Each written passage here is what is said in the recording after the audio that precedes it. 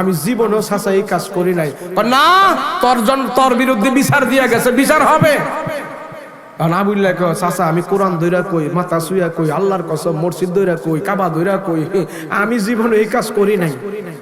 তো রূপালীরে ডাক দিছে, কিরে তুই যার বিরুদ্ধে অপবাদ দিছস, তোর সাথে এরকম অবৈধ কাজ করছে, তোর ইজ্জত নষ্ট করছে, সেদি কোরআন কিতাব ধইরা কইতাছে, সে নাকি কাজ করে নাই?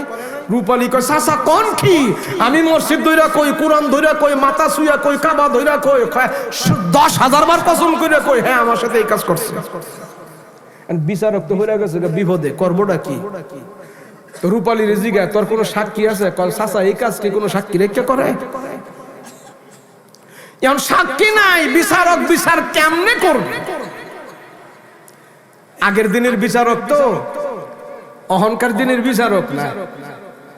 অহংকার দিনের বিচারক তো 2,000 টাকা দিলেই কিনা যায়, কথা কোন ঠিক কিনা? একটা ছাগল কিনতে লাগে 10-12 টাকা, আর এখন বিচারক কিনতে গেলে 2,000 টাকা এলেই চলে। কেমন বিচারক? ছাগলের চেয়ে দাম কম, কথা বলেন ঠিক কিনা?